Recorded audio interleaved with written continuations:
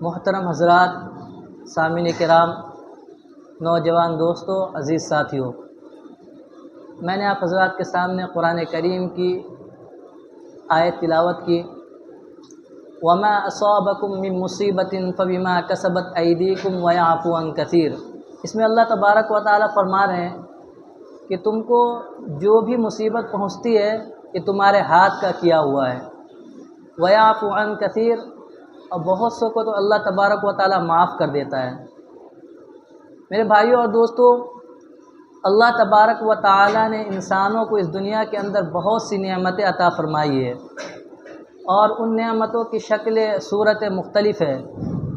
بعض نعمتیں ایسی ہے کہ جب انسان ان کو اپنی نظروں سے دیکھتا ہے تو اس کو وہ مصیبت نظر آتی ہے، وہ نعمت مصیبت نظر آتی ہے، یعنی بعض نعمتیں مشکلوں کی شکل میں نظر آتی ہے، لیکن حقیقت میں وہ پریشانی اللہ کی رحمت ہوتی ہے۔ اس لیے کہ اللہ رب العزت کا قانون ہے کہ جو جتنا کھرا ہوتا ہے اس کو اتنا ہی آزمایا جاتا ہے۔ سونار اسی سونے کو بھٹی میں رکھ کر تپاتا ہے جو اصلی ہوتا ہے، اور اگر اس کے اندر کچھ ملاوٹ ہو گئی ہو تو اس کو بھی سونار بھٹی میں رکھ کر تپاتا ہے تاکہ اس کا کھوٹ دور ہو جائے اور اصلی سونا باقی رہ جائے۔ آپ نے کبھی یہ نہیں سنا ہوگا کہ کسی پیتل یا تانبے کے ٹکڑے کو تپاتا ہو اور اس کا زیور بنا کر سونے کی قیمت اور حیثیت دیتا ہو، اس لیے کہ سونا سونا ہی ہوتا ہے اور پیتل پیتل ہی ہوتا ہے۔ تو اللہ رب العالمین کا قانون ہے، ضابطہ ہے کہ جو جتنا محبوب ہوتا ہے، جتنا پیارا ہوتا ہے، اس کو اتنا ہی آزمایا جاتا ہے۔ سونے میں تھوڑی سی ملاوٹ ہو جاتی ہے تو اس کو تپا کر اس کے کھوٹ کو دور کر دیا جاتا ہے۔ جیسے کوئی شخص سفید لباس پہنتا ہو، اگر اس کے اندر کچھ داغ لگ جاتا ہے تو دور سے ہی معلوم ہوتا ہے۔ تو جو چیز جتنی اچھی ہوتی ہے اس کو اتنا ہی اچھے سے رکھا جاتا ہے۔ حضور پاک صلی اللہ علیہ وسلم نے ارشاد فرمایا کہ اللہ رب العزت نے جنت کو تکلیفوں، مصیبتوں اور پریشانیوں سے ڈھانک دیا ہے۔ بہت کم لوگ ہیں جو اس کی طرف دوڑتے ہیں، اس لیے کہ انسان کی عادت ہے کہ وہ ہمیشہ چمک دمک کی طرف دوڑتا ہے، لیکن بعد میں وہ شرمندہ ہوتا ہے۔ دور سے معلوم ہوتا ہے کہ یہ فائدے دینے والی چیز ہے، لیکن حقیقت میں وہ نقصان دینے والی چیز ہوتی ہے۔ اسی کی طرف قرآن کریم نے بیان کیا کہ تم دھوکے میں مت آ جانا، غیر مسلموں کے محلات، باغات، کھیتیوں کو دیکھ کر، اس کے عیش و آرام کو دیکھ کر، ان کے مال و دولت کو دیکھ کر، متاع قلیل، ہم نے ان کو بہت تھوڑا مال و دولت دیا ہے، ان کا آخرت میں کچھ بھی حصہ نہیں ہونے والا ہے، دوزخ کے سوا ان کا کوئی ٹھکانہ نہیں ہے، اور دوزخ تو بہت ہی برا ٹھکانہ اور قیام کی جگہ ہے جس کا احساس انسان کر ہی نہیں سکتا ہے۔ تو اللہ تبارک و تعالیٰ نے انسان کو بہت سی نعمتیں عطا فرمائی ہے، ان میں سے بعض نعمتیں ایسی ہیں جو انسان کو زحمت معلوم ہوتی ہے، حالانکہ وہ نعمت بھی انسان کی بھلائی کے لیے ہے۔ انہی میں سے ایک نعمت بیماری بھی ہے۔ بیماری ایک ایسی چیز ہے جس کی تشریح بالکل بھی ضرورت نہیں ہے، ہر شخص جانتا ہے کہ صحت کیا ہے، بیماری کیا ہے۔ صحت جس طرح اللہ کی نعمت ہے انسانوں کے لیے، اسی طرح بیماری بھی اللہ کی بڑی نعمت ہے، راحت ہے۔ جس طرح صحت میں انسان کو اللہ تبارک و تعالیٰ کا شکر ادا کرنا چاہیے، اسی طرح بیماری میں بھی انسان کو صبر اور شکر کرنی چاہیے، اس لیے کہ اللہ کے رسول صلی اللہ علیہ وسلم نے ارشاد فرمایا کہ بیماری سے انسان کے گناہ دھلتے ہیں۔ جب مومن بندہ بیمار ہوتا ہے تو اللہ تبارک و تعالیٰ اس کے سارے گناہ کو معاف فرما دیتے ہیں، اور حدیث پاک میں آتا ہے کہ اللہ تبارک و تعالیٰ بیمار آدمی کے سر کے پاس ایک فرشتے کو مقرر فرما دیتے ہیں، اور جب کوئی شخص عیادت کے لیے جاتا ہے اور اس سے پوچھتا ہے بتاؤ کیا حال ہے، کیسے ہو، اور وہ بیمار آدمی جب کہتا ہے کہ بہت مصیبت میں ہوں، پریشانی میں ہوں، بیمار ہوں، سر میں درد ہے، بخار ہے، زخم ہے، یعنی طرح طرح کی بیماریاں گنوانے لگتا ہے اور مصیبتیں گنوانے لگتا ہے، تو فرشتے ان باتوں کو لکھ لیتے ہیں، اس لیے کہ اس نے صبر اور شکر ادا نہیں کیا، بیماری پر صبر نہیں کیا، تو اس کو اس بیماری پر کوئی بھی اجر و ثواب نہیں لکھا جاتا ہے۔ اور اگر وہ بندہ کہتا ہے اللہ کا لاکھ لاکھ شکر احسان ہے، اللہ جس حال میں رکھے وہ حال اچھا ہے، فلاں صاحب کی دوائیاں کھا رہا ہو، علاج چل رہا ہے، بس دعا فرمائے کہ اللہ جلد سے جلد شفا عطا فرمائے، تو فرشتے ان باتوں کو بھی لکھ لیتے ہیں، اور اس بندے کے لیے اس بیماری پر صبر اور شکر کرنے کی وجہ سے اللہ تبارک و تعالیٰ کا بڑا اجر و ثواب لکھا جاتا ہے۔ بیماری سے بندے کے گناہ معاف ہوتے ہیں اور نام اعمال میں نیکیاں لکھی جاتی ہے۔ حدیث پاک میں آتا ہے کہ اگر کسی شخص کو بخار ہو جائے تو ایک رات کا بخار 40 روز کے گناہ معاف کر دیتا ہے۔ کتنے روز کا؟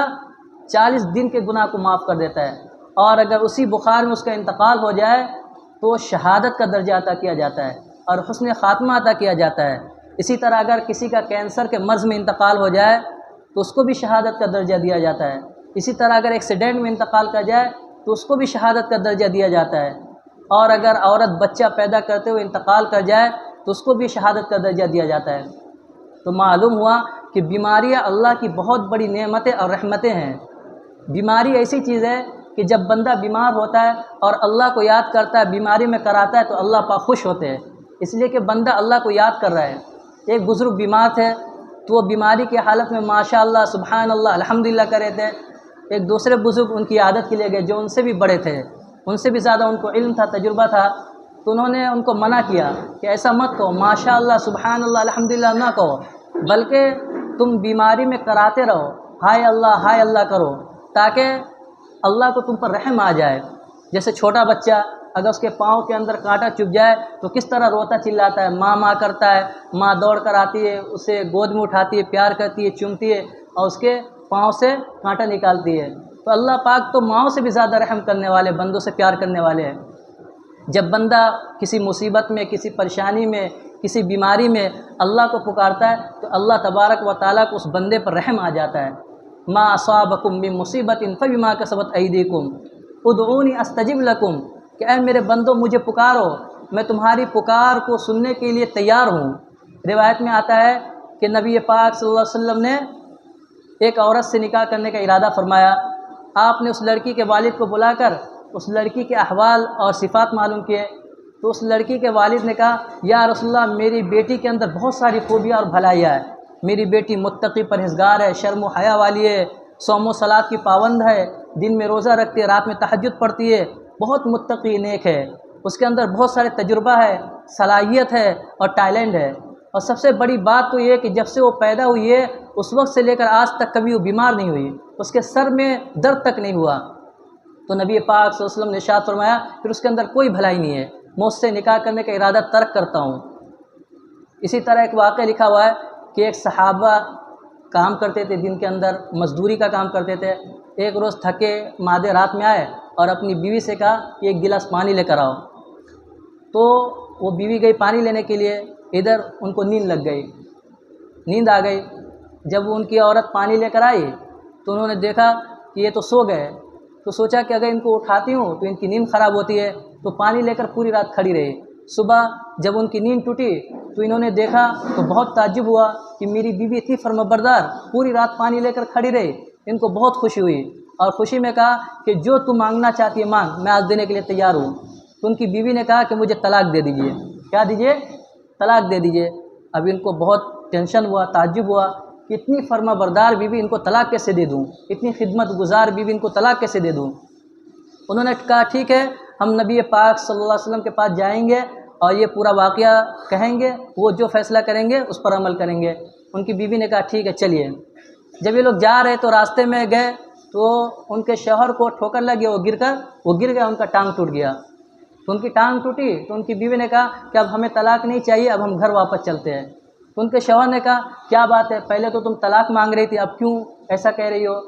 تو ان کی بیوی نے کہا کہ میں نے سنا ہے نبی پاک صلی اللہ علیہ وسلم سے کہ اگر کسی کو کوئی مصیبت نہیں آتی، کسی کو کوئی بیماری نہیں آتی ہے تو اس کا ایمان کامل نہیں ہوتا۔ جب سے میں آپ کے نکاح میں آئی ہوں اس وقت سے لے کر آج تک کبھی میں نے آپ کو مصیبت میں نہیں دیکھی، کبھی میں نے آپ کو بیماری میں نہیں دیکھی، کبھی میں نے آپ کو پریشانی میں نہیں دیکھی۔ آج آپ کو مصیبت آئی ہے تو آپ کا ایمان کامل ہوا ہے، اس لیے اب ہمیں طلاق نہیں چاہیے۔ تو معلوم ہوا کہ بیماری کا آنا اللہ کی بہت بڑی نعمت اور رحمت ہے۔ بیماری میں انسان کو صبر اور شکر کرنا چاہیے، شکوہ گلہ نہیں کرنا چاہیے۔ حضرت موسیٰ علیہ السلام اللہ کے برگزیدہ بندے اور لاڈلے پیغمبر ہے۔ اللہ تبارک و تعالیٰ نے موسیٰ علیہ السلام کو کلیم اللہ کا خطاب عطا کیا، یعنی بات چیت کرنے والے۔ ایک مرتبہ اللہ تبارک و تعالیٰ نے موسیٰ علیہ السلام سے فرمایا اے موسیٰ ہم نے انسان کو 3 نعمتیں دی ہے۔ کتنی نعمتیں دی ہے؟ توجہ چاہوں گا آپ لوگوں سے، 3 نعمتیں دی ہے، اور ان 3 نعمتوں کو 3 چیزوں میں قید کر دیا ہے۔ ہم نے انسان کو اناج دیا، غلہ دیا ہے، اور اس کو کیڑے میں بند کر دیا ہے۔ کسان کو معلوم ہے کہ اس اناج کے اندر کیڑا لگ جائے گا، خراب ہو جائے گا، اس لیے کسان اتنی محنت کرنے کے باوجود اس کو بیچ دیتا ہے۔ اسی طرح اسٹاک کرنے والے بیپاری بھی اس کو جلدی بیچ دیتے ہیں کیونکہ وہ خراب ہو جائے گا۔ اسی طرح خرید کر کھانے والے لوگ بھی جلدی کھا کر ختم کر دیتے ہیں کہ اگر جلدی ختم نہیں ہوگا تو کیڑا لگ جائے گا، خراب ہو جائے گا۔ تو اللہ تبارک و تعالیٰ نے فرمایا اے موسیٰ، ہم نے انسان کو اناج دیا، اس کو کیڑے میں بند کر دیا ہے۔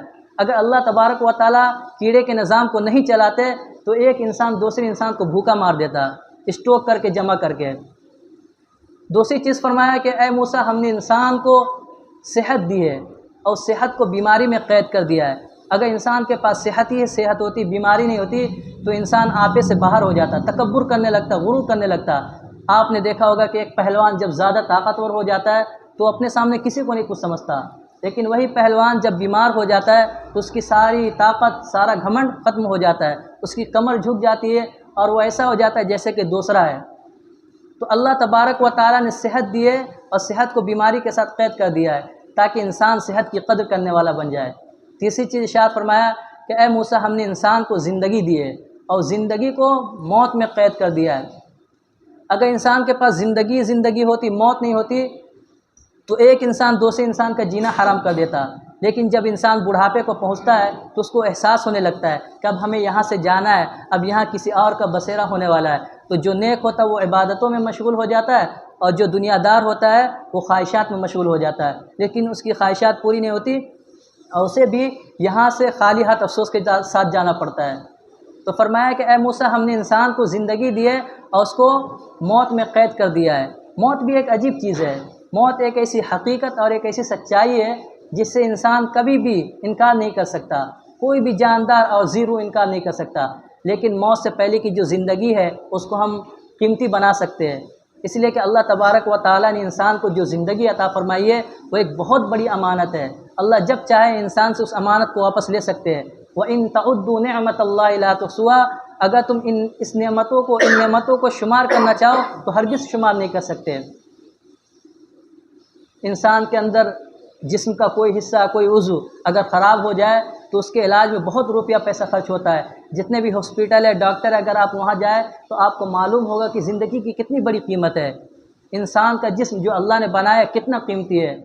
اگر خدا نخواستہ کسی انسان کے جسم کا گردہ خراب ہو جائے تو دوسرا گردہ لگانے کے لیے، چیک اپ کے لیے کتنے پیسے خرچہ ہوتے ہیں؟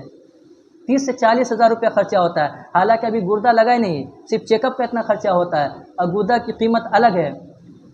کسی ہاسپٹل کے اندر ایک ایسا مریض ہے جس کا گردہ خراب ہے، اب دوسرے کا گردہ لگانے کے لیے 30 سے 35 لوگوں کا گردہ چیک اپ کرا لیا گیا، لیکن کسی کا بھی گردہ سیٹ اپ نہیں ہوا، جبکہ چیک کرانے کا 7 سے 8 لاکھ روپیہ بھی خرچہ ہو گیا۔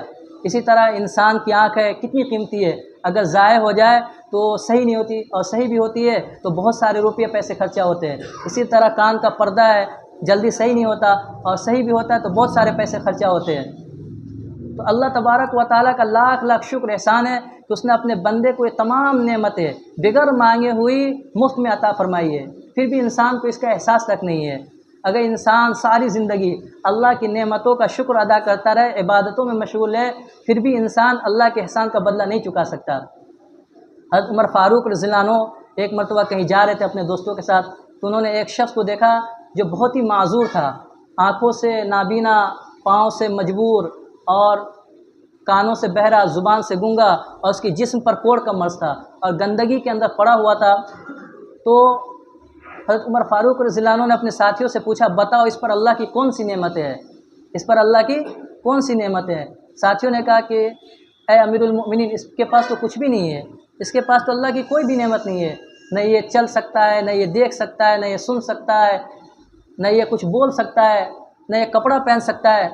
تو امیر المؤمنین نے کہا کیا یہ کھا پی نہیں سکتا؟ تو لوگوں نے کہا بے شک یہ کھا پی سکتا ہے۔ پھر امیر المؤمنین نے کہا کیا یہ پخانہ پیشاب نہیں کر سکتا؟ لوگوں نے کہا بے شک پخانہ پیشاب کر سکتا ہے۔ تو حضرت عمر فاروق رضی اللہ عنہ نے فرمایا یہ بھی تو اللہ کی نعمت ہے، رحمت ہے۔